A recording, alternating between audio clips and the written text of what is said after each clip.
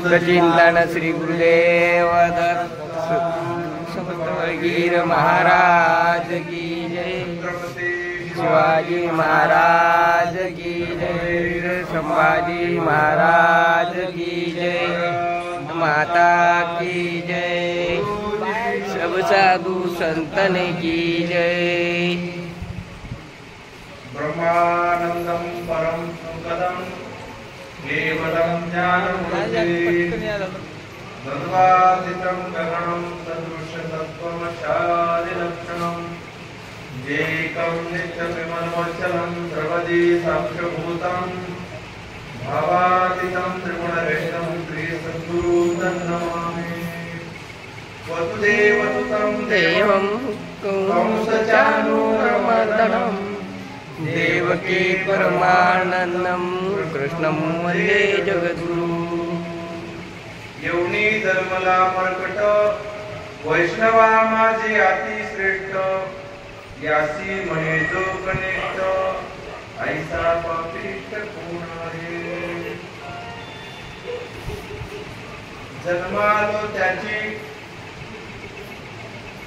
आधी फळाली साची तुम्ही सांभाळिले समधी निवारिले भयखंती प्रत्याकृते झालो इच्छा केली ते पावलो तुम्ही सांभाळिलो संती भय निवारले खंती।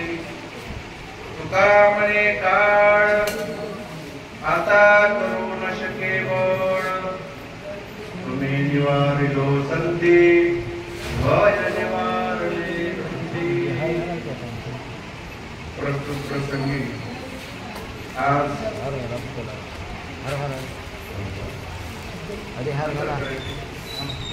नंतर नंतर नंतर बसा खाली बसा चहा घेणार महाराज आज चहा घेणार आषाढी एकादशी आहे आणि सर्वात मोठ्या एकादशी मानल्या जातात वारकरी संप्रदायामध्ये आणि या एकादशीला सर्व वारकऱ्यातील वारकरी मंडळी जे काही भक्त आहेत ते पंढरपूरला पायी जातात बघा। आषाढी कार्तिकी भक्तजन येते व साधुजन येते चंद्रभागे माझी स्नान जे करते दर्शन हेळा मात्रे दर्शन झाल्यानंतर भगवंताचं या एकादशीला फार मोठी एकादशी आहे आणि या एकादशीला जर आपलं त्या पांडुरंगाचं भगवंताचं पांडुरंग परमात्म्याचं दर्शन जर झालं तर सगळे आपल्या भागाले किलमीत असणारे दोष नाहीसे होतात। नवे नवे अनंत जन्मापासून व्यथा भोगत आलेलं जे जीवात्मा आहे त्या जीवाचं सुद्धा सगळं काही चुकले जातात। एवढा मोठा अधिकार या एकादशीला प्राप्त करून भगवंतांनी दिलेला आहे। प्रातस्मरणीय जगद्गुरु जगदवंदनीय या पाचवावे ज्यांना आपण म्हणतो जगद्गुरु तुकोबाराया माऊली ज्ञानेश्वर महाराज या महान संत महात्म्यांनी या वारकरी संप्रदायाची उभारणी केली। संत कृपा झाली इमारत फळाली ज्ञानदेव रचिला पाया उभारली देवालया तुका झाला श्रीपळस भजन करा सावकाश। या सर्व गोष्टी प्राप्त होण्यासाठी त्याच्या पाठीमागे संतांचा आशीर्वाद असावा लागतो। म्हणून तुकोबारायाच्या गाथ्यातील 1506 क्रमांकाचा अभंग आज या आषाढी एकादशीच्या निमित्ताने या ठिकाणी निवडलेला आहे आणि जसं जमल तसं भगवंत ज्या पद्धतीने बुद्धी देईल त्या पद्धतीने मी या ठिकाणी सांगण्याचा तुम्हाला मी प्रयत्न करतो। अभंगाचं स्पष्टीकरण काय आहे? अभंगाच्या प्रथम चरणामध्ये काय सांगतात? जन्म आलो त्याची आज फळा झाली साची। जन्म आलो त्याची म्हणजे कोणता जन्म? जन्म तो पुष्कळ आले पण आता एक जन्म मला मिळाला, आज मला आज कळालं की मी मनुष्य आहे। याचं मला ज्ञान झालं बरं का. म्हणून जन्म आला त्याच्या बरं का. आणि आज घडा आधी साची, साची म्हणजे खरं निक. आजच आपल्याला चान्स आहे, याच जन्मामध्ये आपल्याला चान्स आहे, याच जन्मामध्ये भगवंताने आपल्याला एक संधी दिलेली आहे. आणि ही जर संधी एकदा निघून गेली तर पुन्हा मात्र आपल्याला भगवंताची प्राप्ती करणं शक्य नाही. काही माणसाला स्वतःला कळत नाही, दुसऱ्याला चाललेला ऐकत नाही, असे बरेचसे लोक समाजामध्ये आहेत. स्वतःला कळत नाही आणि दुसरं कोणी संत महात्म्याने सांगितलेलं ऐकत नाही. आणि शेवटी काय होते, मग शेवटी आपला दगड आपल्या पायावरच पडला जातो. म्हणून या ठिकाणी तुकोबाराय या सुंदर असा अभंग, चार चरणाचा अभंग घेऊन तुमच्या समोर एक या चार चरणाच्या अभंगामध्ये की आता मला कळालेलं आहे की मला आता कशाची भीती राहिली नाही, कशामुळे राहिली नाही, की मला जे कोणी सांभाळत आहेत ते संत महात्मे मला सांभाळणारे बळकट आहेत. आणि संत महात्म्याची कृपा दृष्टी सदैव माझ्या पाठीमागे असल्यामुळं आता मला घ्यायची काही गरज नाही. म्हणून तुम्ही सांभाळिलो संती भय निवारिले कंती. जी भीती होती माझ्या मनामध्ये, जे खंत होते ते सर्व निघून गेली. आता मला काळजी करायची गरज नाही. जसं एखादी मांजरी असते महाराज, आणि ते मांजरी पिल्यानंतर त्या पिल्यांना सुरक्षित ठेवण्यासाठी या घरून त्या घरी, त्या घरून त्या घरी नेत असते. या घरून त्या घरी नेत असताना तिचा एकही दात त्या पिल्याला लागू देत नाही, एकही दात लागू देत नाही. आणि जर करता एखादा मोठा उंदीर जर तिच्या तोंडामध्ये आला तर त्याचा मात्र चकनाचूर केल्याशिवाय राहत नाही. तसं मला सांभाळणारे संत आहे, जशी मांजरी आपल्या पिल्याला सांभाळते त्या पद्धतीने मला सांभाळणारे संत महात्मे असल्यामुळे आता मला घ्यायची गरज अजिबात नाही. म्हणून या ठिकाणी जगद्गुरु तुकोबाराय सांगतात की मला जो जन्म मिळाला मानवाचा, हा जन्म मिळाला फुकट मिळाला नाही. हा जन्म मिळण्यासाठी मला कितीतरी जन्म घेत यावे लागले, अनंत जन्म झाले. संसारात माझं शरीर केवढं आहे, पण माझ्या आत्म्याला वेद त्या भगवंताचा आहे. म्हणून या भगवंताचं चिंतन करण्यासाठी कुठल्या साधनाची गरज नाही. न लागे सायाचं जावे वनांतरा, धुके येतो घरा नारायण. वनांतरा जायची गरज नाही, याला कुठलं साधन करायची गरज नाही, याला दंडन मुंडन करायची गरज नाही. साध्या सरळ सोप्या आपल्या ह्या जीवनशैलीमध्ये भगवंताची आपण प्राप्ती करू शकतो.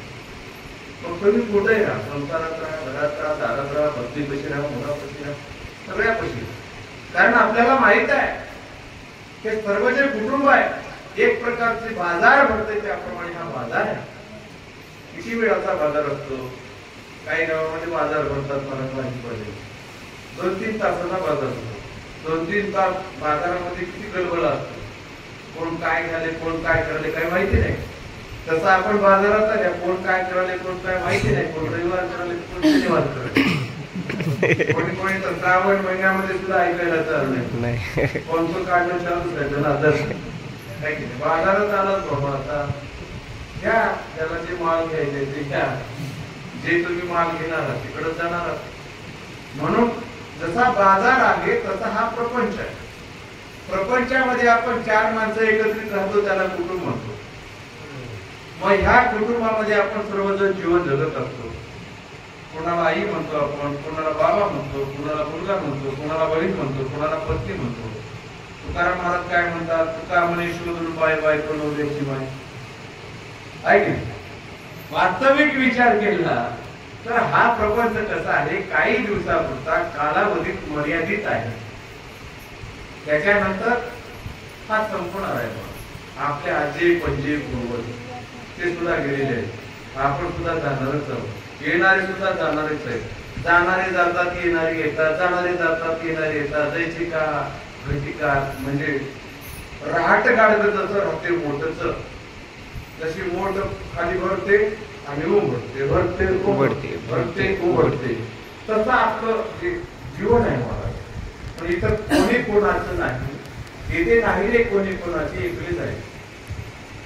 कोणी नव्हे रे तुझे, तुझे नव्हे रे कोणी, माझे माझे म्हणून प्राण्या जाती टाकून ये तर मायेचा बाजार. अशी कित्येक माणसं माझं माझं म्हणून सगळं काही सोडून एका क्षणामध्ये जावं लागतं. मग हा जाणं येणं, नेणारा आणणारा हा वेगळा आहे. आणि या नेणाऱ्या आणणाऱ्याला जर आपण ओळखून जीवन जगलं तर त्याला मनुष्य म्हणतात. म्हणून तेच सांगतात, जन्मा आलो त्याची आज फळा झाली साची. जन्मा आलो त्याची म्हणजे मनुष्य जन्माला मी आज आलो. आज नाही, मला 50 वर्ष झाले, पण आज कळलं. अजून काय 50 वर्ष झाल्यावर कळालं की मी मनुष्य आहे. बघा काय मानतो, आयुष्यभर प्रपंच करतात आणि शेवटच्या वेळेला मात्र घंट्या वाजवायला मंदिरात येते. बऱ्याच माणसाची तशी गर्दी आहे आमच्या गावामध्ये मात्र आहे. मंदिराकडे फिरून न बघणारे माणसं जेव्हा शेवटच्या वेळेला इथंच यावं लागते तर अगोदरच आलेलं बरं नाही का? पाणी आधी कट्टा जर करून ठेवला तर खूप चांगलं आहे. मग पण तसं आहे का? बघा इस्लाम धर्मामध्ये एवढ्या लेखनात टोपी काढून मशिदीमध्ये येतात. आम्ही मारुतीच्या पाया पडायला किती लोक येतात. मंदिरं पुष्कळ झाले आपल्यामध्ये. मारुतीचं मंदिर आहे, दत्तात्रय प्रभूचं मंदिर आहे, पुन्हा सटवाईचं मंदिर आहे, खूप मंदिर आहेत, महादेवाचं मंदिर आहे, गणपतीचं मंदिर आहे, पांडुरंगाचं आहे. पण एवढे मंदिराची संख्या वाढली तशी भक्ताईची वाढली का? नाही, अजिबात नाही. 10-5 लोक मोजकेच जातात बऱ्याच दिवसापासून. त्याच्यामध्ये काही केलं तर मग त्याच्यात आटत नाही, पुन्हा वाढायची.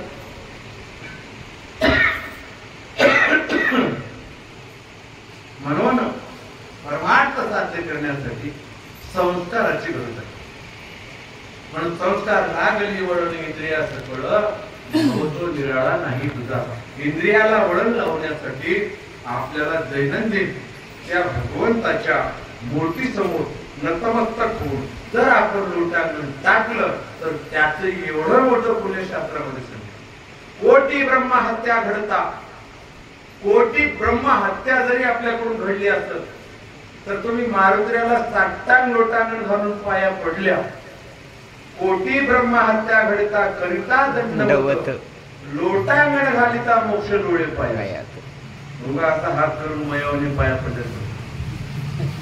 मी आलो असं पाया पडलो, मी आलो असं पाया, असं नाही. लोटांगण टाकले पाहिजे. या शरीराचे अटांग भाग त्या जमिनीला टेकले पाहिजे.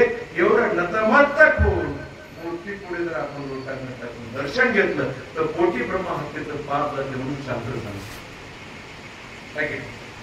आणि जे आपण परिक्रमा करत असतो मंदिरामध्ये आल्यानंतर परिक्रमा करत असताना, प्रदक्षिणा मारत असताना देवाचं नामस्मरण करत करत प्रदक्षिणा मारत ते पावन होतात.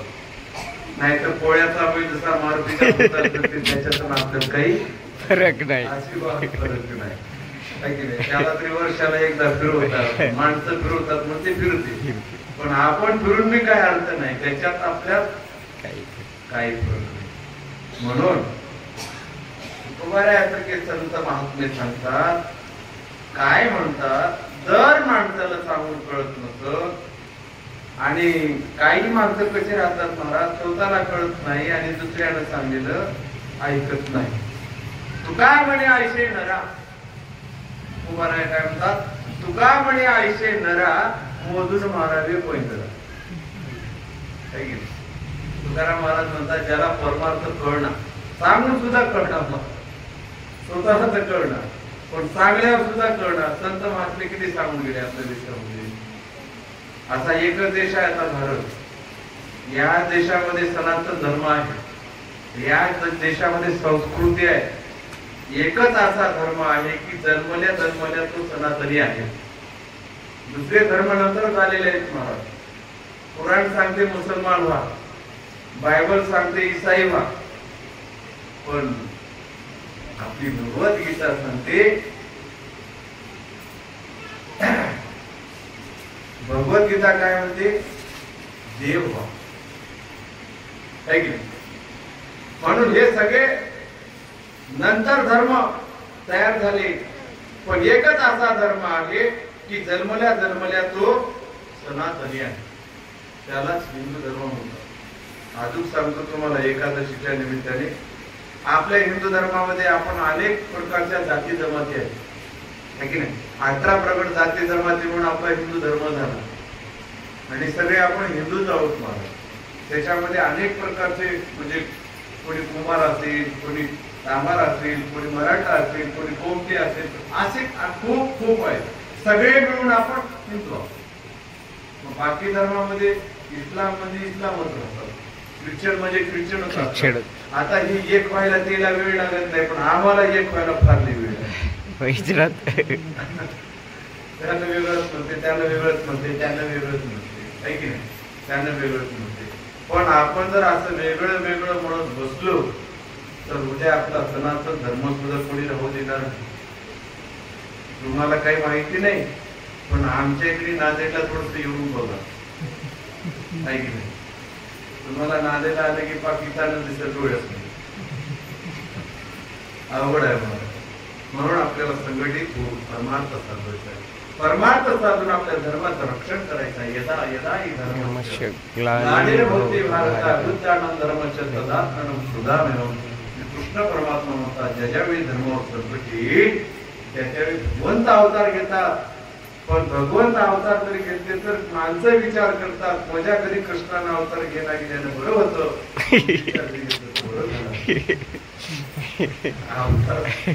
अशी परिस्थिती आपल्या धर्मामध्ये आहे. म्हणून त्याच्यासाठी संघटित होऊन, एकत्रित होऊन आपल्याला परमार्थाच्या माध्यमातून आपल्याला धर्म टिकून ठेवायचा आहे. मग धर्म धर्म सर्व बोलती, धर्माची कोणा न कळी निघुती. धर्म म्हणजे काय? धर्म म्हणजे शेजार धर्मालाही धर्मच म्हणतात.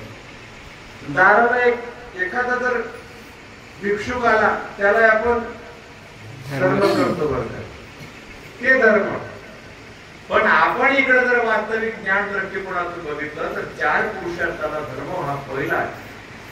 धर्म, अर्थ, काम, मोक्ष हे 4 पुरुषार्थ आहेत. आणि हे 4 पुरुषार्थ जर आपल्या प्रपंचात आपल्याला साधता आले तर त्याच्या एवढा ज्याने साधविले दोन्ही त्याच्या एवढा नाही कोणी. ज्याला हे 2 मारुत्र्याला सुद्धा शनी आली होती, गुरुला सुद्धा शनी आला होता, प्रत्येकाला शनी आला होता. पण आकाबाई अशी आहे की देवाचं चिंतन सांगत असताना मात्र विचित आम्हाला डुकलेला असतात. मारुतीच्या पारावर पूर्वी पोत्या चालत होत्या, किती जण डुकल्या मारायचे, आता सुद्धा तेच चालतं. कारण हेच होईल का तुका म्हणे काळ आता करून शिके भर. काळ म्हणजे झोपवर, काळाची बहीण होय ती न झोप, काळाची पक्की बहीण. बरोबर ते चल म्हणते इकडं, ते तिकडं न्याले, तिकडं आपल्याला जायसाठी आपण आल्या नाही. म्हणून पुन्हा पुन्हा जन्म घ्या. आमचं गिरायक असं जर बंद झालं तर मग आमचं कसं चालू, भांडवल दुकान तिला हात महाराज बरोबर वाटत. झोपीचं दुकान आहे, आळसाचं दुकान आहे, अंगोडीचं आहे, लय चांगलं जांभळीचं दुकान आहे, कडकडून जांभळी देते. इथं याला जांभळी दिल्यावर तिकडे बरोबर दुसऱ्याला जांभळी जांभळी दिली असतं. आणि एका गलीमध्ये कुत्र ऊत केलं की दुसऱ्या गली त्याला काय माहिती, उद्या नाही करायला. जांभळी म्हणजे कुत्र होय. आंगोडी, जांभळी, शिंक, चिपट, शेवूट हे 18 दोष होतात. झोप, निद्रा, भय, मैथून हे 18 दोष होतात. आणि हे 18 दोष देवाकडे जाऊ दिलं बरोबर पोटी वाचते. बरोबर काय सांगलं होतं रात्री, काय सांगलं मला दिवसभर पोट पाहलो आणि पिक्चर बघतोय गीत का ढोळाला होता, तर म्हणून क्रिकेट बघतात, तर म्हणून पिक्चर बघतात टीव्हीवर. इतका ढोळ आता आपली 12-1 वाजे तो पिक्चर बघलो तिथं झोपाल नाही. इथं कसं काय आहे सिद्धांत असा आहे, तरी पूर्व पुण्य उजडे त्यालाही अनंत जन्माचं सुकृत, अनंत जन्माचे सुकृत साधले. म्हणून भेटले गुरु महाराज. अनंत जन्माचे म्हणजे पूर्व पुण्य जर असेल तरच आपल्याला परमात्मा साध्य होते. नाहीतर मग संत महात्मे किती जरी सांगून गेले, बापाचे बाप येऊन गेले जगामध्ये, लोकांना करायचं तेच केलं, करणारे केले, तरणारे तरले, राहणारे राहिले, खाणारे खाल्ले, पिणारे पिले, झोपी जाणारे झोपी गेले, चेती राहणारे चेती राहिले. महाराज आले 1 वाजता गावाकडे झोपला. आज आषाढी एकादशी आहे.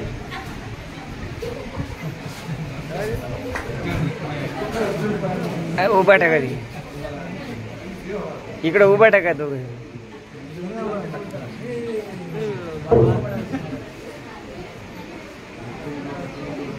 इकडे तोंड करा, इकडे तोंड. बरोबर आहे. आज आषाढी एकादशी आहे, मोठ्या एकादशी. आपल्या भारतामध्ये नव्हे जगामध्ये प्रसिद्ध यात्रा आहे. आणि त्या आषाढी एकादशीच्या यात्रामध्ये प्रत्येक वारकरी वर्गी आपला भाऊ आपल्या वारीमध्ये गेलेला आहे. आणि वारीमध्ये कशासाठी गेला की त्या पांडुरंग परमात्म्यासाठी, जे जगन्माता ज्याला रुक्मिणी माता आपण म्हणतो, जगाची आई आहे. पांडुरंग परमात्मा जगाचा बाप आहे.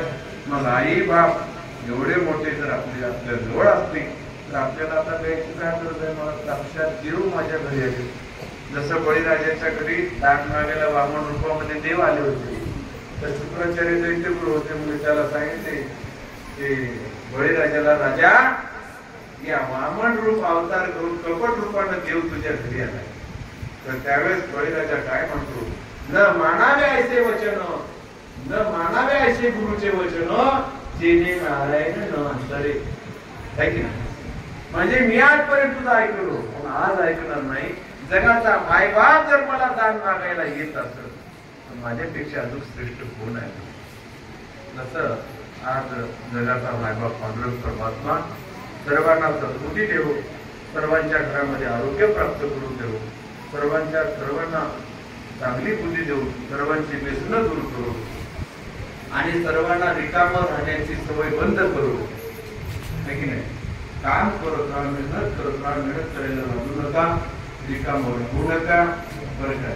व्यसन सोडून द्या, चांगलं राहा. अशाच पद्धतीनं अध्यात्म करत राहा, परमार्थ करत राहा.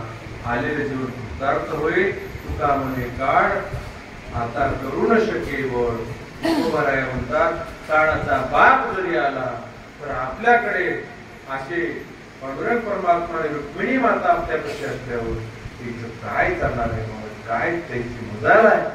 म्हणून झालेले माझे 2 शब्द मारुतरायाच्या, पांडुरंग परमात्म्याच्या अवधूत चिंतन गुरुदेवांच्या दत्तप्रभूंच्या चरणी ठेवून जगद्गुरु तुकोबाराया, ज्ञानेश्वर माऊली, एकनाथ महाराज, राजगीर महाराज असे महान संतांच्या चरणी नतमस्तक होऊन माझे 2 शब्द या ठिकाणी मी संबोधतो. माझी कुवत नव्हती, माझी म्हणजे जी असणारी परिस्थिती आज आहे की येत्या वेळेस मी एवढा हे होतो, संकोच होतो.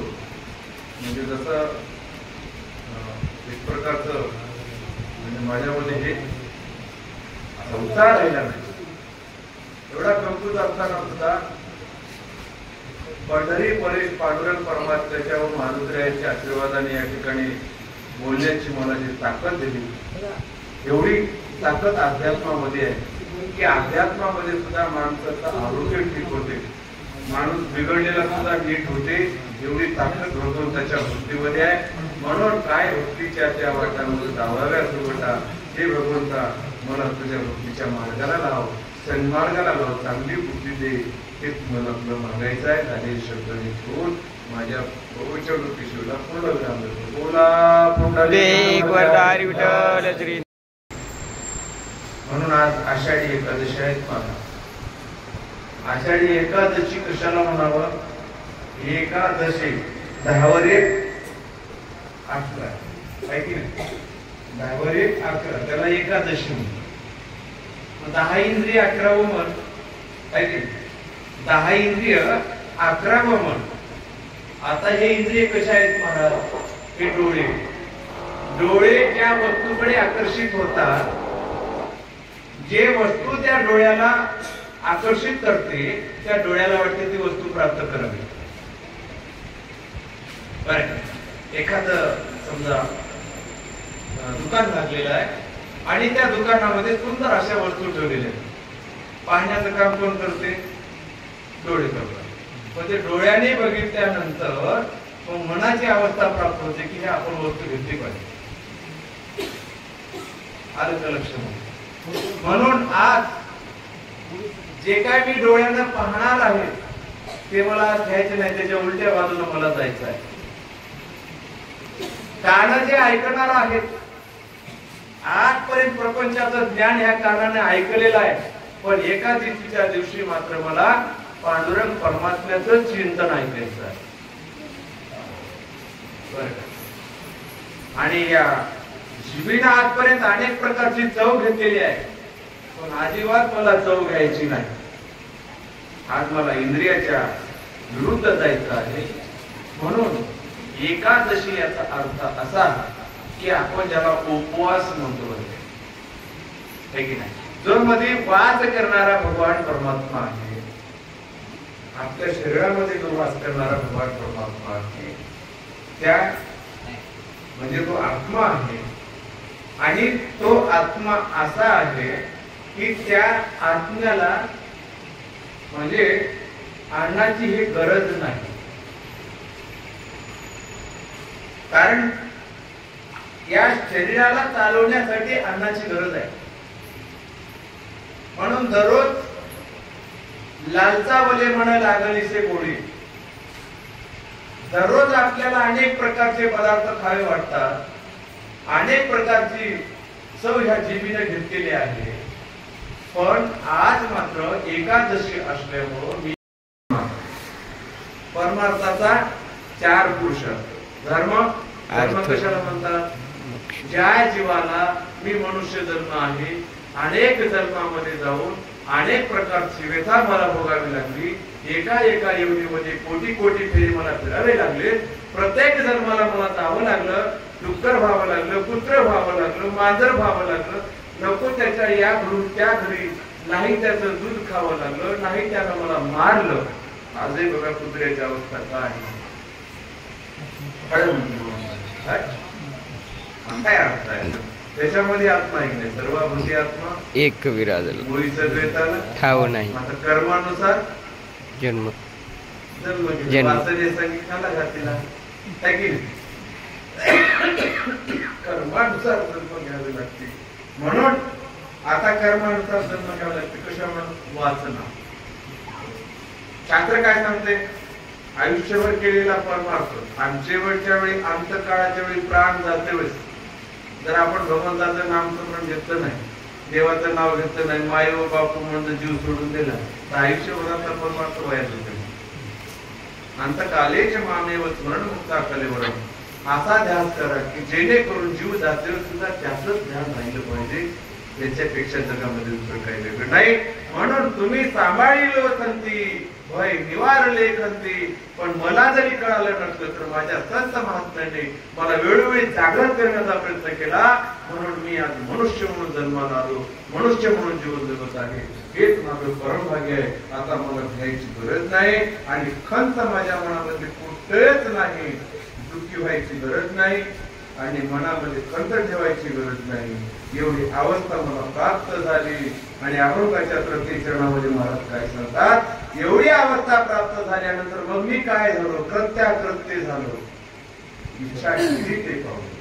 जसं कल्पवृक्षाच्या झाडाखाली बसल्यानंतर कुठलीही कल्पना करा, तुम्हाला प्रत्येक गोष्ट प्राप्त होऊ शकते. पण या ठिकाणी कल्पवृक्षाच्याही पुढे निर्विकल्पाचे प्राप्त करून देतात. असा मी कृत्य झालो, धन्य धन्य झालो. याच्यापेक्षा मला जीवनामध्ये कुठलंच सुख प्राप्त झालं नाही, असे ते बोलतात. हे तुकोबाराय आपल्याला सांगतात जरा पुढे उपदेश करून. कारण का होतो, पंढरपूरचं महात्मा आणि एक महान वित्तक क्षेत्र आहे. मला तेवढा अभ्यास नाही, पण जसं जमलं तसं मी सांगण्याचा प्रयत्न करतो. कारण गावकऱ्यांच्या इच्छेनुसार आहे. मला असं समजू नका मी आनंद संप्रदायाचाच महाराज, मी वारकरी संप्रदायाचा आहे. माहिती आहे बघतो, मी पोचे माहिती आहे बघतो. माझ्या हिंदू धर्मामध्ये माझे सगळे देवी दैवत जेवढे काही देव आहेत ते माझे आहेत. आदर करणं हे माझं कर्तव्य आहे. कोणाचाही द्वेष करू नये म्हणून.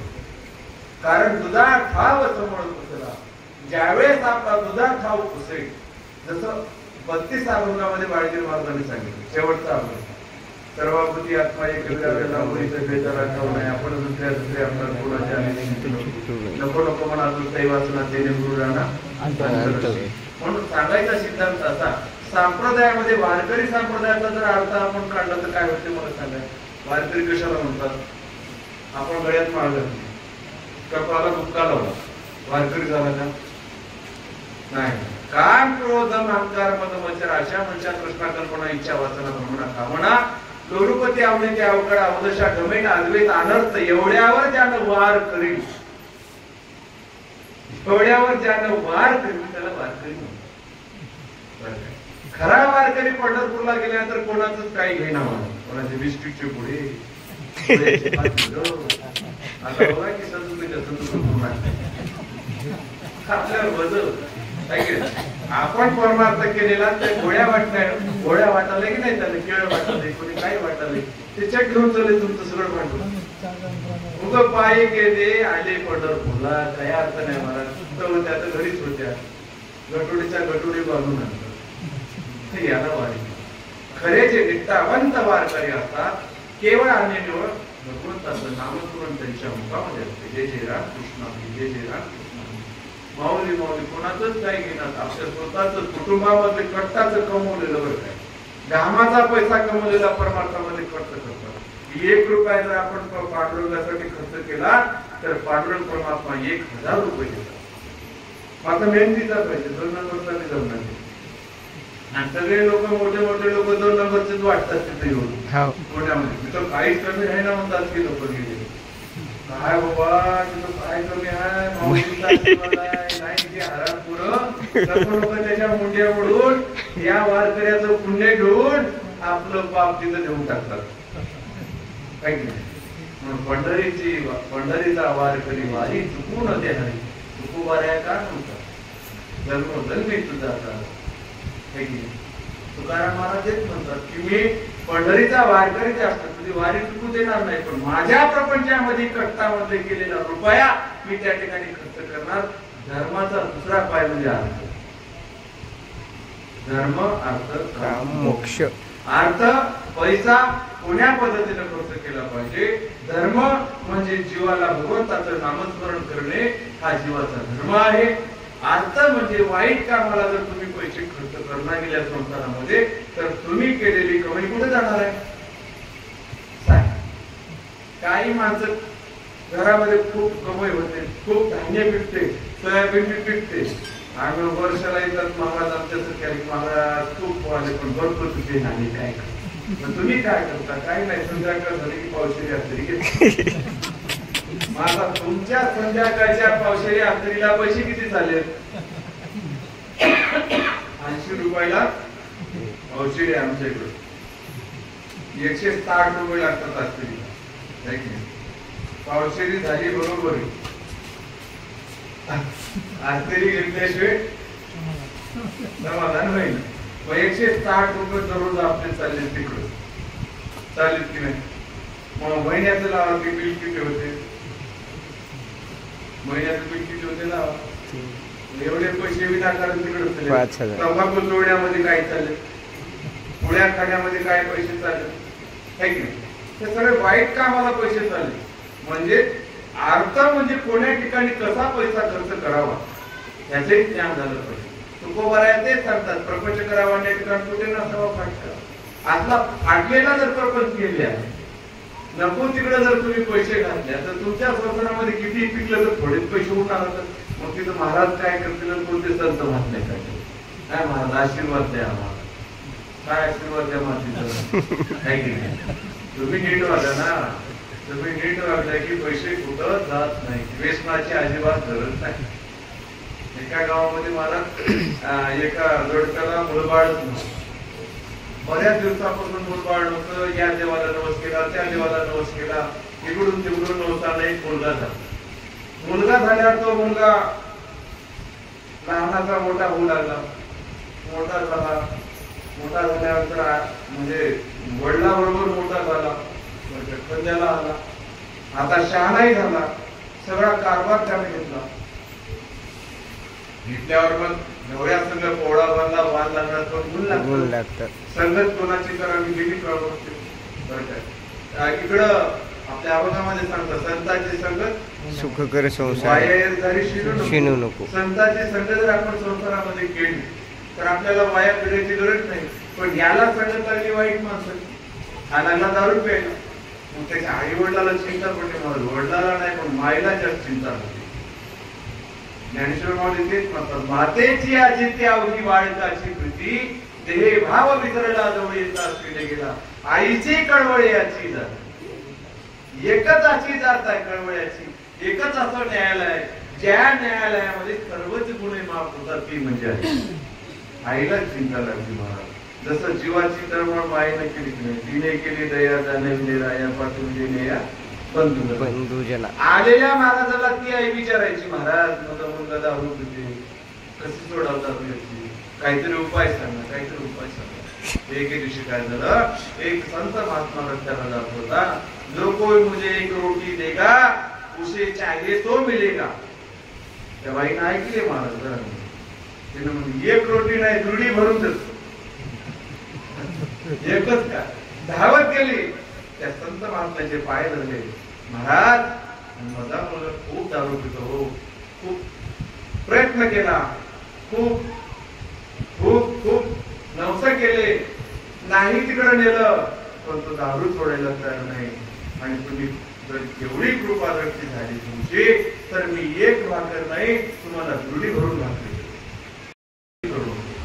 मी गावाच्या वरच्या बाजूला राहतो, एक मोठं वडाचं झाड आहे, त्या झाडाच्या खाली राहतो, तुझ्या मुलाला दुसऱ्या दिवशी सकाळी पाठवून दे.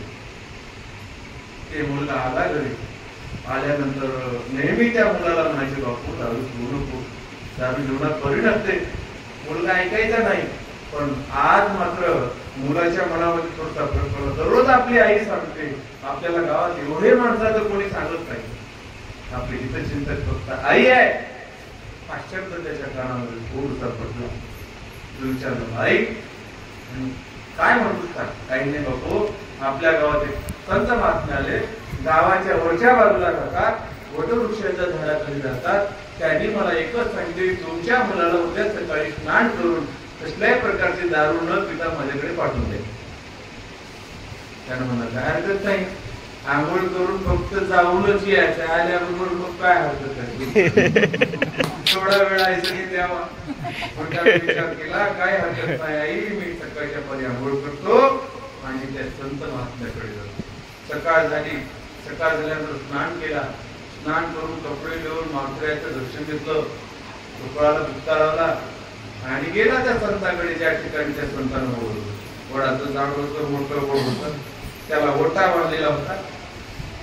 त्या ओट्यावर बसून त्या संतानं त्या बुडाला असं धरलेलं होतं, असं धरलेलं होतं. मग आता हा गेल्यानंतर बघते तर काय त्या महाराजानं त्या बुडाला धरलेलं दिसलं. दिसल्याबरोबर त्याला वाटलं महाराज कुठली आराधना करत असतील, कुठली भक्ती करत असतील, म्हणून तो थांबला. थांबल्यानंतर ते महाराज त्या बुडाला सोडायला काही तयारच नका. हा 1 तास थांबला, 2 तास थांबला, 2 तासानंतर मात्र याला राहावं लागलं. त्याला वाटतं एका तासामध्ये कार्यक्रम आटतो, जाय बाहेर कोणी वाटतं हे डॉक्टर वेगळं दिसत. 2 घंटे झाले, मी माझ्या आईचा मान ठेवून आलो, माझ्या आईच्या चळवळीला बघून. तेव्हा तो म्हणतो, महाराज मला बोल बापू, आम्ही किती वेळ झालो इथं आलोय आणि तुम्ही मला बोलायला सुद्धा तयार नाही, काय करू बापू, मला हे बुडच सोडून आले. त्यानं मला त्याने विचार केला, बुड तुम्हाला सोडून आले की तुम्ही बुडाला सोडून आले? प्रश्न केला. अरे म्हणजे हेच अक्कल येऊ दे तुला, दारू तुला सोडून आले की तू दारूला सोडून आलास. त्याला पश्चाताप झाला, करून मी दारूला सोडून आणलो, तसं मी बुडाला सोडून आणलो, मी दारूला सोडून आलो म्हणून त्यानं दारू सोडली. संत महात्म्याचे पाय जळे पश्चातापे जळतील पापे पाप जळे पाल्या पापड्या परी विचार करा. पश्चाताप एकदा झाला की दारूच काय महाराज, काही माणसं गावाच्या गावं सोडून संन्यास घेतात. फार मोठ्या गोष्टी काय ते संसारामध्ये. आणि हे सगळे परमार्थ जे आपल्याला साध्य आपण करावं मनोरंजनासाठी म्हणून नको, याच्यातून काय आपला फायदा झाला पाहिजे. मी पंढरपूरला गेलो, आता स्वतः सोडून आलो आहे की नाही. मी पंढरपूरला गेलो, कोणाची चाळी चुगली करणं सोडून दिलो, तिथं टाकून आलो. बरोबर, चंद्रभागे माझे स्नान तुका मागे जे चिता आहे की नाही. चंद्रभागेमध्ये काय काय सोडून आल्या तुम्ही. काय माणसं वारीला जातात. असंच दरवर्षी एक माऊली वारीला जायची आणि नवरा घरी राहायचा. त्या बाईला वाटतं आपण दरवर्षी वारीला जाता आणि यावेळेस आपल्या नवऱ्यालाच पाठवू. मग तिनं म्हणजे मालक आणि यावेळेस तुम्ही वारीला जाता का. मालक तुम्हाला काय हरकत नाही आणि तू जात नाही का. नाही मी जात नाही म्हणजे मी दरवर्षी जातो, यावेळेस तुम्ही जा मलाही घडू द्या. मग मालकाला वारीला पाठवलं. मला वारीला पाठवल्यावर मला गेले वारीमध्ये गेल्यावर घरी एक म्हैस शिलेली होती. म्हशीचे पगार होतं कोंग, त्याला हलगट म्हणतात. मग ह्या म्हशीचं दूध दररोज त्यानं काढायचं. मग आता दररोज काढायचा. यानं गेला वारीमध्ये आणि हे माऊली घरून विचार करायला मी दरवर्षी वारीमध्ये जात होते, पण या वर्षी माझे मालक गेलेत आणि काय वारीचा आनंद येत असेल. तिने विचार करायला घरी माझे मालक आता आळंदीला गेले असतील, संत महात्म्याच्या भेटी झाल्या असतील, एकमेकांच्या पाया पडत असतील, ज्ञानेश्वर माऊलींचा कळ झालेला तर तिने पाहत असतील. झळझळीत सोनं कळा कळस दिसत असतो जळा. त्या आळंदीचं दृश्य ह्या माऊलीला घरी बसून सर्व दिसत होत. आणि हा आळंदीला गेल्यानंतर याला ध्यान आलं, मी आलो वारीला पण घरी म्हैस दिलेली आहे आणि म्हशीचं हलगट आहे. आणि ते हलगट असं आहे कोणालाही सोडू देत नाही. आणि जर सोडलं आणि जर आमच्या पत्नीला दणका दिला आणि जर तिचा पाय मोठा फ्रॅक्चर झाला यानं घरचा विचार करायलाय. आणि ते माऊली पंढरपूरच्या म्हणून तुकोबरायाने अभंगामध्ये सुंदर सांगितलं. आता तरी पुढे हाची उपदेश नका करून असा विचार तर सकाळच्या पाया माझा दंडवत इथं ते करावे देवाची करून या म्हणा. एकविध एकाग्रता मंत्र लागते. तुम्ही इथं बसले, आपण कुठं जाऊन आले तुम्हालाच नाही गेल्या की नाही करत. ते मन चलचळ आहे तसं यानं घरचं ध्यान करायला वारीत जाऊ. आणि हे माऊली वारीचं ध्यान खरा परमार्थ कोणाचा झालाय मला सांगा. असं करत गेला. वेदांतर दरमदल मारत नको त्याची बिस्किट जमा केलं, नको त्याच्या गोळ्या जमा केल्या, नको त्याची पेढी केळ सगळं काय हे बटोडं बांधलं गेल्यानंतर मग इथं दर्शनाला वारी असते. 6-6 दिवस 5-5 दिवस दर्शनाचे म्हणजे कितीतरी घरचे दर्शन होईना. त्या दर्शनाच्या वारीमध्ये उभा टाकला तर टाकला. उभा टाकल्यानंतर त्याला असं बराच वेळ गेल्यानंतर साक्षात त्या पांडुरंगाच्या समोर 2-4 माणसाच्या मागे त्याची बाजी आहे. साक्षात पांडुरंग परमात्मा समोर आहे. तितक्यात त्याचं ध्यान गेलं घरात. मी आलो इथं, देव माझ्या समोर आहे, पण माझ्या पत्नीला एक सांगायचं विसरून गेलो की घराची जे कवाड आहे ते व्यवस्थित नाही, साखळी व्यवस्थित नाही. जर आमची पत्नी रात्रभर बिनगोर झोपी गेली, चोर जर आली आणि कवाड काढून घरातलं काही नेलं तर काय होईल माझं. मी सगळं लुटल्या जाईल असा विचार आला. आणि अजून सांगायचं विसरून गेलो, रात्रीला झोपताना 2-4 नुसते डबे त्या दरवाजाला लाव. नुसते डबे दरवाजाला लाव. कशामुळं जर चोरांना ढकलून ते डबे धड पडतील, त्याचा आवाज येईल, आजूबाजूचे लोक उठतील आणि चोरी होणार वाचल्या जाईल. समोर पांडुरंगाच्या उभा टाकलाय. ध्यान आलं घरात. काय अर्थ आहे मला सांगा, है की नाही? म्हणून तुकोबराय म्हणतात ठाईचं बसून आडवा अनंत येण्याची पण ते ठाईचं बसून म्हणजे कीर्ती धोंडा पाणी देव रोकडा सज्जन, है की नाही? तीर्थाला गेल्यानंतर धोंडा पाणीच आहे, पण सज्जनाला देव घरीच राहते, तर देव आहे मला. तिथं जाऊन मी काय अर्थ झाला हे माऊली तुम्ही विचार करावी. आता माझी मालक केले असते, पांडुरंगाच्या समोर असते, काय त्या दर्शन घेण्यामध्ये आनंद असते, काय ते डोळा भरून पाहत असतील त्या मूर्तीला. जगत आत्मा, जगत भरित आत्मा, जगत वंदनीय जगाचा पालक, जगाचा मायबाप, ज्या मायबापाचं दर्शन या दृष्टीनं माझे मालक पाहत असतील आणि त्या जगाच्या मायबापाला पाहण्याचा दृष्टीचं जे भाग्य आहे मला, ज्या नेत्राचं भाग्य आहे, पुन्हा पुन्हा येणार ते माझ्या नशिबामध्ये नाही, माझ्या मालकाच्या नशिबामध्ये. इकडं माऊली विचार करणे, त्यानं तिकडं तसा विचार करा. असं तसं दर्शन झालं, पुन्हा याने विचार केला आता दर्शन झालं म्हणे खूप घाम आलाय, तर चंद्रभागेमध्ये आंघोळ करूया. चंद्रभागेमध्ये गेला, गेल्यानंतर मग आता नदीमध्ये आंघोळीसाठी गेला, कपडे काढला, कपडे काढून आंघोळ केला, आंघोळ करून बाहेर आला. बाहेर आला त्याच्या कपड्याच्या जवळ एक मोठी अशी पेटी कोणीतरी ठेवून गेलेली, संदूक ठेवून गेलेला होता. आणि ते पेटी त्यानं काय केलं, ते पेटी अशी उचलून बघली, थोडीशी जड लागली, इकडे तिकडे बघला, त्या पेटीचा कोणीच मालक. मग काय केलं त्यानं, ती पेटी उचलली, पेटी उचलली आणि घरी घेऊन आला. घरी घेऊन आल्यानंतर बाहेरूनच म्हणतो, अहो पाय मी तुम्हाला पंढरपूर काय आणलं, काय आणलं, पेटी आणलं म्हणे, पेटी. आणि जर संन्यास घेऊन तुला ग्रस्ताश्रम केला तर त्याला घरबारी होता येईल, म्हणून हे आमच्या याच्यात बसत नाही. तर विठ्ठल पंतांनी सांगितलं, तुम्ही जर यांचं म्हणजे वंदन केलं नाही तर उद्या यांना जस तसं स्वीकारणार. त्यांच्या मनामध्ये पंत आहे, दोन्ही हात जोडले, काही करा, आमच्या मुलाचं मोठी वंदन करा. त्या रामेश्वर शास्त्रीने सांगितलं, तुम्हाला जर तुमच्या मुलाचं मोंजी वंदन करायचं असेल तर तुम्हाला प्राणदंडाची शिक्षा द्यावी लागेल, प्राणदंडाची शिक्षा द्यावी लागेल.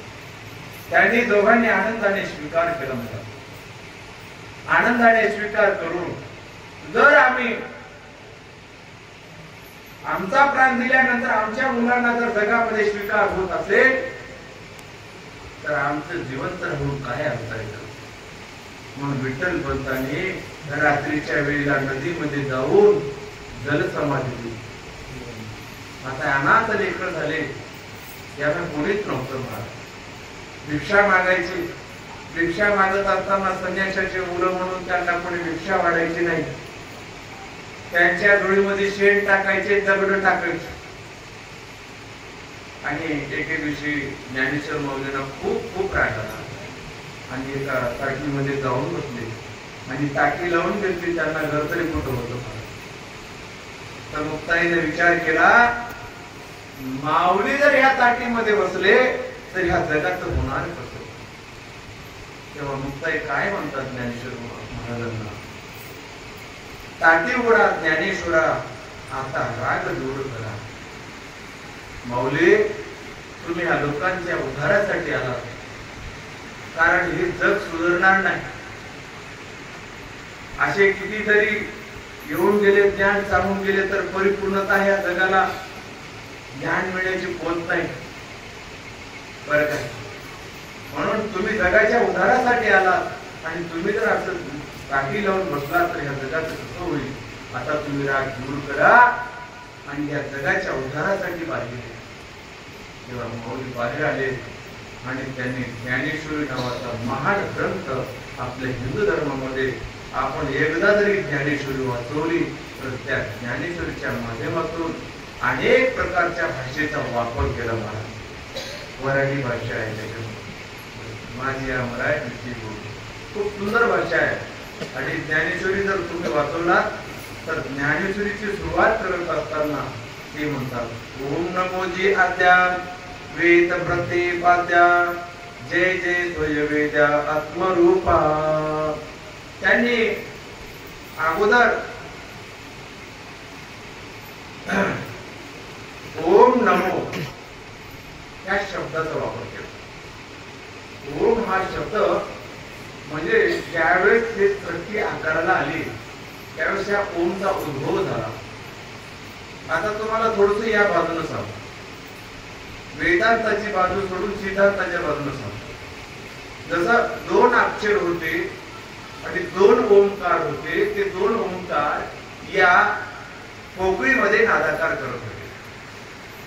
हुम असा आवाज येत होता आणि येत असताना काय झालं की एका ओंकाराचा उद्भव झाला. उद्भव झाला म्हणजे एक ओंकार प्रसरण पावलं. अक्षर होते तेच अक्षरले, परब्रह्माकारले, हेतुने विश्व उभारिले, अवघे अर्धे अक्षरे. ओम नमोजी अद्या सुरुवात करत असताना ओम हा शब्द महत्वाचा आहे.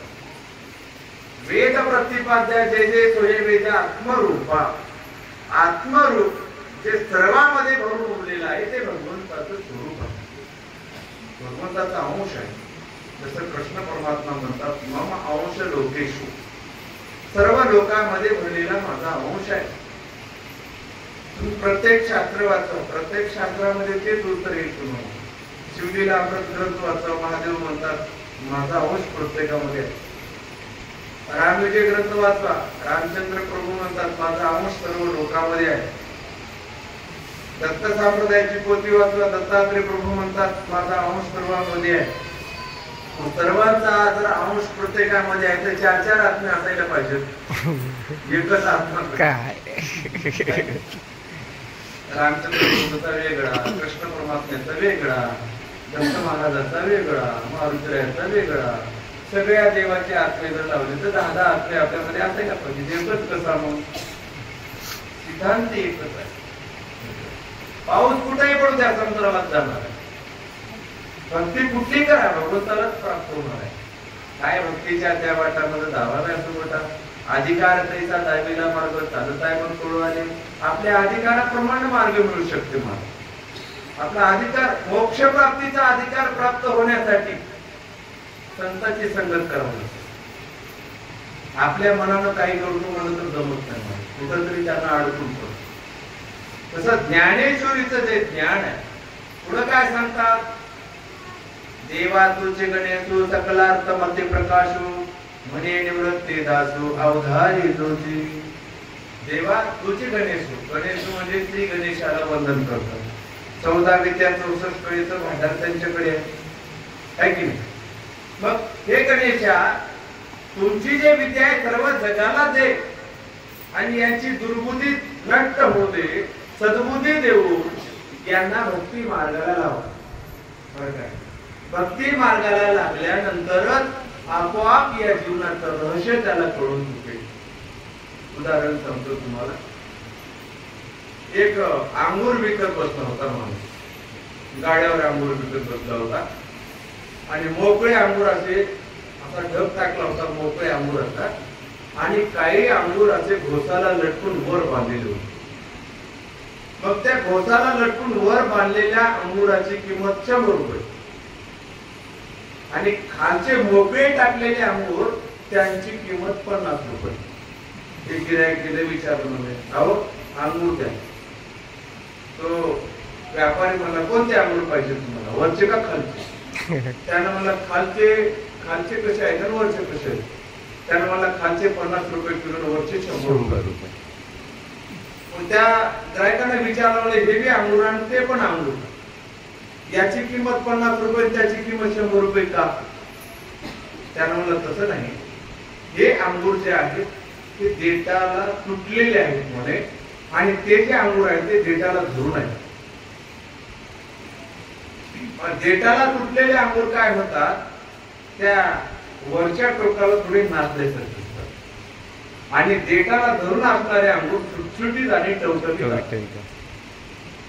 त्यांना म्हणला हे अंगूर 50 रुपये, ते अंगूर 100 रुपये आणि देठाला धरलेले अंगुराची 100 रुपये कशी किंमत, त्याचीच का 100 रुपये किंमत? तसं नाही म्हणला. जे माणसं भगवंताला सोडतात त्यांची किंमत म्हणजे 50 रुपये आणि जे भगवंताला धरून आहेत त्यांची किंमत 100%. जे परमार्थ करतात, ज्यांच्या घरामध्ये परमार्थ जागृत आहे, भजन पूजन काहीतरी आहे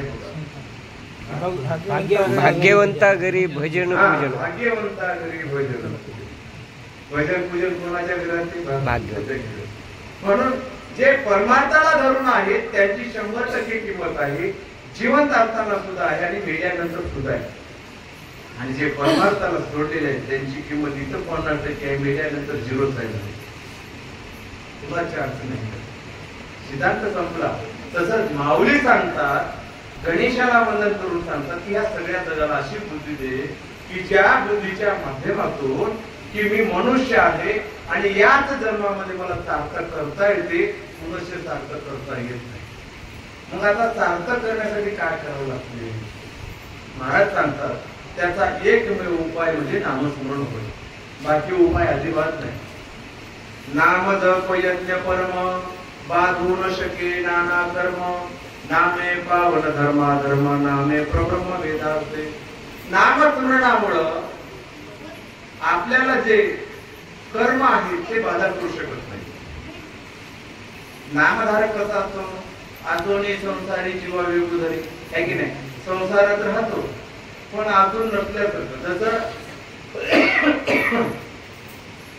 कमळाचं फूल पाण्यामध्ये असतं, कमळाचं पानही पाण्यामध्ये असतं, सतत कमळ पाण्यातच असतं, पाण्याशिवाय कमळ येत नाही.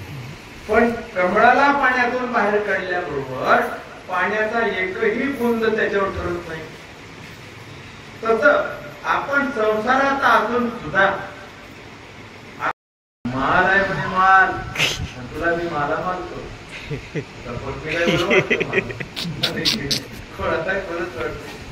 मन पण हे आहे माणसाचं.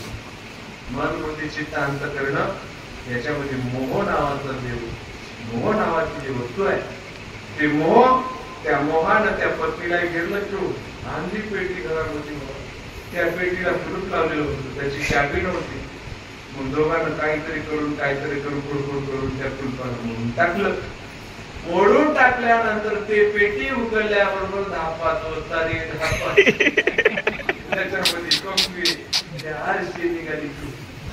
संपला सांगायचा सिद्धांत म्हणजे आता अशा वाऱ्या करू नका, अशा वाऱ्या करा की तुमच्या जन्म मरणाच्या वाऱ्या चुकल्या पाहिजे. बरं का? हे जे जन्म मरणाची वारी आपल्या मागे लागली, पुनरपी जन्म पुनरपी मरण पुनरपी जननी जठरेशे, कितीतरी वेळा जन्मावे मरावे मातेच्या उदराची यावे, वाचनावृत्ता फलिता व्हावे तरी कान बजावे गुरुराजा. म्हणून अशा वाऱ्या करा की जेणेकरून पुन्हा पुन्हा जन्माला येणं आणि पुन्हा पुन्हा जन्म मरणाची व्यथा बापूजी जन्म मरणाची व्यथा मोठी आहे आणि त्याच्यासाठीच हे भक्तीचं माध्यम आहे. भक्ती म्हणजे जन्म मरण चुकण्यासाठी ते मेल्यानंतर चुकेल, मेल्यानंतर ती गोष्टी घडते, पण जिवंत असताना सुद्धा आपल्याला मोक्षाची प्राप्ती होऊ शकते. म्हणून जेणेकरून आपल्याला आपल्याकडून कोणाला परपीडा होऊ नये, आपल्याकडून कोणाला दुःख होऊ नये असं जीवन जगा, निर्व्यसनी जीवन जगा, निर्व्यसनी राहा. आणि या संसारामध्ये जीवन जगत असताना माय बाप साधू संत यांना ओळखा, मायबापाची सेवा करा, साधू संत महात्म्यांची सेवा करा. म्हणून जगद्गुरु तुकोबाराय तेच म्हणतात, आता सांभाळील संती. बरं का? संती म्हणजे संतालाच म्हणतो. आता मला संतानं सांभाळले, मला संतानं हाती धरले. एकमेव मी या जगामध्ये विचार केला तर सगळे स्वार्थी आहेत, निस्वार्थ कोण आहे तर संत महात्मे आहेत, ज्यांच्याकडे गेल्यानंतर मला जे जे पाहिजे ते मिळते आणि त्यांनी जरी दिलं तरी त्यांचं दुकान कधीच खाली होत नाही. अशा प्रकारचं भांडवल त्यांच्याकडे. मातस्याशी पुढे धन्य अनेकाशी पुढे संत उदार उदार भरले अनंत भंडार, घातिले दुकान देते आली अशी दान, संत उदार उदार भरले अनंत भंडार. आणि एका दृष्टिकोनातून बघितलं तर त्या संत महात्म्याच्या गोदरेज मध्ये एकही रुपया नाही, एकही रुपया नाही. नवे नवे त्यांच्या घरी साध्या बाजा सुद्धा नाही. संत तुकाराम महाराजांच्या घरी वारकरी आले, साधू संत आले. तुकोबाराय म्हणतात साधू संत येती घरा. तुझी दिवाळी दसरा, तुझी दिवाळी दसरा. दुसरा साधू संत येती घरा, काय करू उपचार, काय करू मी उपचार, काय करू मी उपचार, काय करू मी उपचार. म्हणजे संत महात्मे आज माझ्या घरी आले की काय करू त्यांच्यासाठी. आता माझ्या घरी बसायला बाजायचं. मोडक्याच बाजावरी वांगळाच्या शेजा, म्हणजे मोडक्या बाज आहे. एक ठाव आहे तर एक ठाव नाही, बरोबर इंग्लिश बाज नाही. काय करू, खूप तळ म्हणतो. मोडक्यात बाज आहे म्हणजे वाकड म्हणजे गोदड्याचे शेज आहे. काय करू उपचार, काय करू उपचार, काय करू मी उपचार, काय उपचार करू. म्हणून असे संत महात्मे जन्म. जरी संत महात्मे आले पण त्यांना खायला काय देऊ. म्हणजे घरी तर काही नाही, आता शिल्लक तर काही. दरदरीत पाण्यामध्ये रांगलेल्या कन्या, दरदरीत पाण्यामध्ये घरामध्ये काही ज्वारी होती भरलेली, त्याच्यामध्ये टाकून कन्या केली. काय करू उपचार. अशा संत महात्म्याच्या घरी काहीच नव्हतं, पण एका दृष्टिकोनातून मी जगाकडे पाहत असताना संतांसारखं उदाहरण कोणीच नाही. थोडं उदार अंतःकरण की जेणेकरून कैवल्य रूपी मोक्ष दान ते आपल्याला प्राप्त करून देतात, जन्माचा आयागमन चुकवतात. नाही नाही कृत्य कृत्य झालो, इच्छा केली ते पावलो. माझ्या संसारामध्ये मी भगवंताचं नामस्मरण करत असताना जर मी नीतिमतेने राहिलो, धर्माने राहिलो, तर आज माझ्या घरामध्ये काहीच कमी नाही. षडगुण ऐश्वर्य संपन्न आहे. कुणामुळं? त्या संत महात्म्यामुळं. एवढा अधिकार त्यांचा आहे. त्यांच्या घरात तर काही नाही, आणि मागलं तर त्यांनी जर जगाला दिलं, देऊन देऊन आलो शिल्लक आहे. मात्र त्याशी पुढे धन्य अनेकाशी उरे संत उदार उदार भले अनंत. नाही, मागणाऱ्याला दान आहे आणि मागवणाऱ्याला आता या सगळ्या लोकांना दान घेऊन गेलोय. आता आमच्यासाठी काही शिल्लक आहे की नाही.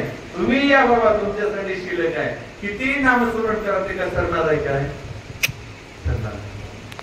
एका काकड्याला 1000 काकडी लावा, ते काय ज्योत संपवणार आहे का. एका काकड्याची, एका काकड्याला एका काकड्याची ज्योत आहे. 1000 काकडी जरी पेटवले ते ज्योत संपली का नाही. तसंच माझे संत महात्मे आहेत. म्हणून कृत्य कृत्य झालो, बरं काय इच्छा केली ते पावलो. कृत्य कृत्य म्हणजे धन्य धन्य झालो. संत महात्म्याच्या सानिध्यामध्ये मला परमार्थ कळाला आणि एकादशीचं महत्व कळालं. म्हणून ज्याला जसा आपण माळकरी म्हणतो की नाही, माळकरी, माळकरी याचा अर्थ असा की माळ कर म्हणजे हातामध्ये घेऊन माळ केली तर माळकरी म्हणतात. नुसतं गळ्यामध्ये घालून फिरल्याने माळकरी म्हणत आहेत. राजूद्यावर काय गळ्यात घातलेली माळ हातात काढा, रामकृष्ण हरी रामकृष्ण हरी या मंत्राचं स्मरण आहे की नाही, त्यालाच माळकरी म्हणतात. कर म्हणजे हात, हातामध्ये माळ घेऊन करणाऱ्याला माळकरी आहे की नाही. पण हे कशामुळे संत महात्म्याने ठरवलं की गळ्यामध्ये माळ घातल्यानंतर माणूस वाईट गोष्टीपासून वंचित होते. इथे माणूस माझ्या गळ्यात माळ आहे, इथे कसं जाऊ. पण काय काय माळ घातलेले माणसं कुठेही दिसतात महाराज, आज बघितलं तर काय काय माळकऱ्यांना मी म्हणजे माळकरीच नाही, पुणे पंथाचे होते. गुरु केलेले माणसं दारू पितात, काय काय ठिकाणी माळ घातलेले माणसं दारू पितात. हा मोठं पाप. माळ काढून दारू पित आणि गुरु केलेला असलं तर चुरणी भरा मंत्र परत करून टाका, जोड्यावर टाकून आणि मग दारू. असं घेऊ नका, अधिकार नाही. कारण अन्य पापापेक्षा गुरु करून माळ घालून जर आपण हे जर करत असाल तर महापाप होते. 28 प्रकारचे त्याला नरक प्राप्त होतात. 28 प्रकारचे नरक म्हणजे फार मोठे नरक आहे, फार भयानक नरक आहे. मग त्या ठिकाणी ये मधून उठून जात करती बरोबरी, ते दुःख कितीने सांगू थकली माझी वैखरी. पापाच्या झाल्या राची त्याची गणता करील पूर्ण. अनंत जन्माचे पाप या जीवाला पापाचे लेप झालेले असत आणि या जन्मामध्ये पाप शालन करण्याकरता आपल्याला मिळालेला हा मनुष्य जन्म आहे. म्हणूनच तुकोबाराया म्हणतात विठोबायाचा अभंग आहे. आणि शेवटच्या चरणामध्ये म्हणतात, मी धन्य धन्य झालो. आता मला जे जे इच्छा मी करीन ते इच्छा मला देव प्राप्त करून देतात, एवढा अधिकार मला प्राप्त झाला. आता मला वाटलं की या संसार सागरातून मी मेल्यानंतर मला मोक्षरूपी कैवल्य धाम प्राप्त व्हावं. ते सुद्धा मोक्षरूपी कैवल्य धाम आपल्यासाठी प्राप्त आहे.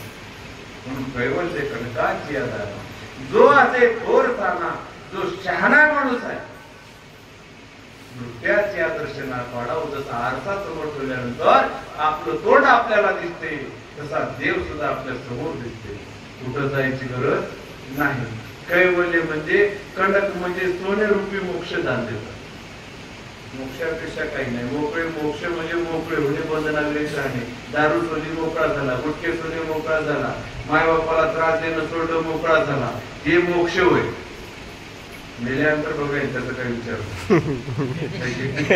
त्याचा काही विचार करू. मेल्यानंतर मी मोक्षाला जिवंत असताना मुक्त करेल सर्व इच्छा पूर्वीला अनंताची. जिवंत असतानाच मोक्षाचे सोहळे भोगा, याला जीवनाचा आनंद म्हणतात. मनुष्य जन्म हा शेवटचा होतो. म्हणून तुका म्हणे काळ आता करू शके बोल. शेवटच्या चरणामध्ये काळ ज्याला आपण म्हणतो की नाही काळ, ते सुद्धा काहीच करू शकत नाही. मला किती काळी होते, किती आघात होते. आघात कोणाला येणार? खूप जणांना आघात आले, मोठ्या मोठ्यांना आघात आले. किती भूक लागली तर मी जेवणार नाही. आज मी उपवास धरणार. उपवास कसा धरावा? आता आपण उपवास पडले की आपण पाहतच महाराज मोठे मोठे भोपळे भगवते शिजवतात, शेंगदाण्याची कढी, त्याच्या संग कढी करतात. मोठे पात्र टाकून त्याच्यावर मोठं मोठं भगर टाकून पोटभर शेंगदाण्याची कढी आणि आपण भगर खातो. आणि अजून काय म्हणतो, मी उपवासी आहे. पण उपवास भगवंताने सांगितलं अशा उपवासाच्या माध्यमातून मी त्याला प्राप्त होणार. कारण जो कोणी जगाच्या विरोधात जाईल, इंद्रियाच्या विरोधात जाईल, तिथंच मी आहे की नाही. इंद्रियाला वाटतं मला खूप भूक लागली, नाही जेवायचं, जेवायचंच नाही. उपवास कसा धरावा? एकादश कशी करावी? देवाने सांगितलेलं एकादश कशी करावी की आपलं जे तळहात आहे त्या तळहातामध्ये जे खोल भाग आहे त्याच्यामध्ये जेवढं पाणी भरते तेवढंच पाणी सूर्य उदय झाल्यानंतर आचमन करायचं. सूर्यनारायणाकडे तोंड करून पांडुरंग परमात्म्याचं चिंतन करून तेवढंच पाणी आचमन करायचं, बाकी काही खायचं नाही. आपण या आज इंद्रियाला दाखवून द्यायचं आहे की माझे इंद्रिय माझ्या अधीन आहेत की नाही, माझ्या स्वाधीन आहेत की नाही. आणि मग सकाळच्या वेळेला आचमन आपल्या हातामध्ये बसत तेवढं पाणी आचमन करायचं. माध्यान्ह समय सूर्य आल्यानंतर दुपारच्या वेळेला सुद्धा आपल्या हातामध्ये जेवढं पाणी बसेल तेवढंच आचमन करायचं. दूध घ्यायचं नाही, फळं खायचं नाही, शेंगदाणे खायचं नाही, भगर खायचं नाही, साबुदाणा खायचं, अजिबात काहीच खायचं नाही. 24 तास काहीच खायचं नाही. कडकडीत असा उपवास झाला पाहिजे ज्याच्या माध्यमातून वैदिक दृष्टिकोनातून सुद्धा या शरीराला 24 तासाचा कडक उपवास केल्यानंतर या शरीराला आरोग्य धनसंपदा प्राप्त होते. एक तर परमार्थ साधल्या जाते आणि दुसरी गोष्ट म्हणजे या शरीराची क्लिनिंग होते. म्हणून वैदिक दृष्टिकोनातून 4 वेद आहेत, त्या 4 वेदातून सुद्धा याला आपल्याला आरोग्यासाठी सुद्धा हे एकादशी अतिशय महत्वाचे आहे. पण काय करता, माणसाला भूक आवडत नाही महाराज. दुसऱ्या दिवशी सकाळच्या वेळेला द्वादशीला मात्र माणसं तळमळ करतात. झाले की नाही जेवायला, काय की एवढं म्हणजे आपण सगळं साबुदाणा शेंगदाणे खाऊन सुद्धा उपास सोडला नाही, उपास सोडला नाही. आता गवसालाच कुठं उपवास तुम्हाला सोडायला, त्याला तुम्ही ठेवलंच कुठं बांधून त्या उपवासाला. असा कडकडीत उपवास करून त्यात पांडुरंग परमात्म्याचं सतत चिंतन केलं पाहिजे. हे केल्यानंतर काय प्राप्त होते तर ज्ञानेश्वरीच्या एका ओळीमध्ये सांगतात, कैवल्य कनकाची दाना जो असे थोर ताना, नृत्याची दर्शना पाळावून कैवल्य कनकरूपी दान आपल्याला प्राप्त करतात. कैवल्य म्हणजे मोक्ष म्हणतात त्याला, बरं का. स्थूल सूक्ष्म कारण महाकारण कैवल्य.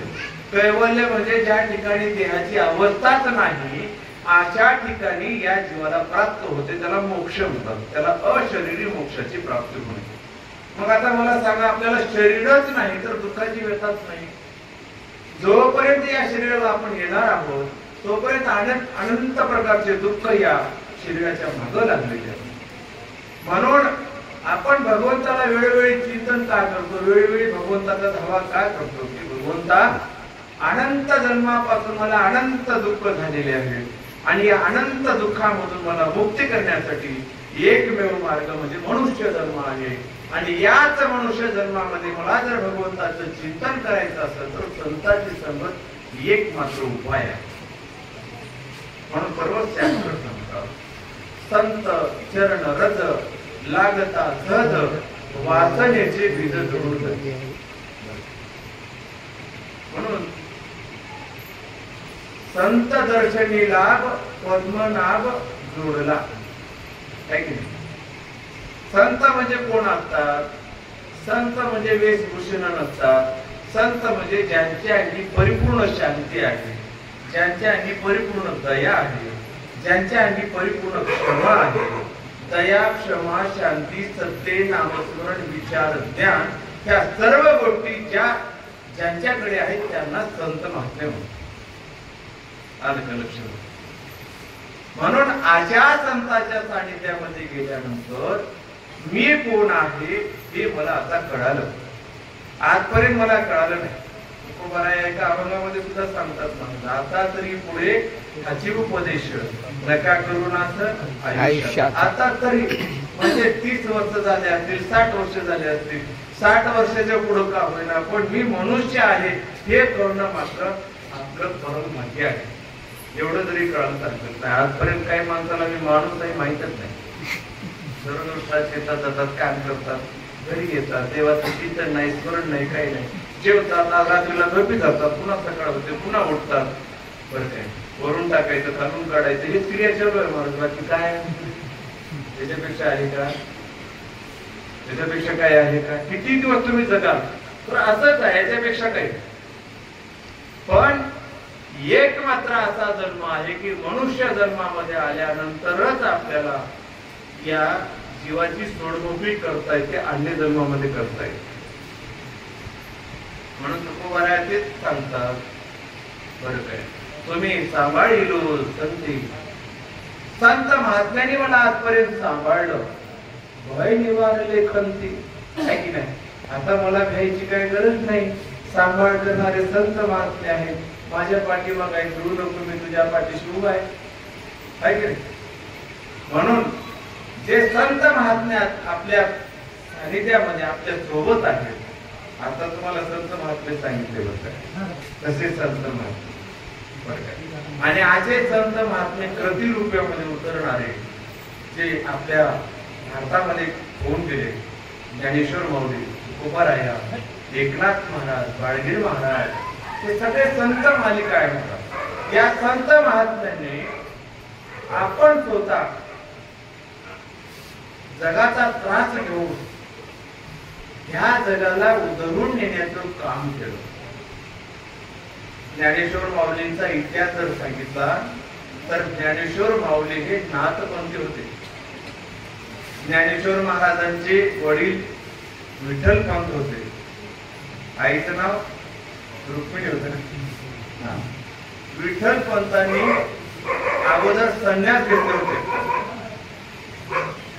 अगोदर संन्यास घेतल्यानंतर काही कालाने गहिनीनाथ महाराजांनी नाही, गहिनीनाथ आदिनाथ गुरु सकळ सिद्धाचा मच्छिंद्र दयाचा मुख्य शिष्य मच्छिंद्राने बौद्ध गुरुक्षाची केला गुरुक्ष वळीला बहिणी प्रति. गहिनीनाथ महाराजांनी त्यांना आज्ञा केली की तुम्ही असं करा की तुम्ही जाऊन संसार करा. आता संन्यास पूर्वी झाला. कारण तुम्ही जर प्रपंच केला नाही तर तुमच्या पोटी येणारे जे ज्ञानाला फुटलेले हातपाय जे ज्ञानेश्वर माऊली आहेत ते जगामध्ये येणार नाही. आणि ते जर जगामध्ये आले नाही, लोपले ज्ञान जगी तुझे प्रकट केले लोपलेलं ज्ञान जगाला कोण सांगणार, जगाला उपदेश कोण करणार? तेव्हा गहिनीनाथाचा विचार घेऊन पुन्हा त्यांनी संन्यास सोडले आणि संन्यास सोडून पुन्हा त्यांनी व्रताचरण करून त्यांना पाच निवृत्तनाथ ज्ञानेश्वर महाराज, एकनाथ नामदेव सोपान मुक्ताबाई.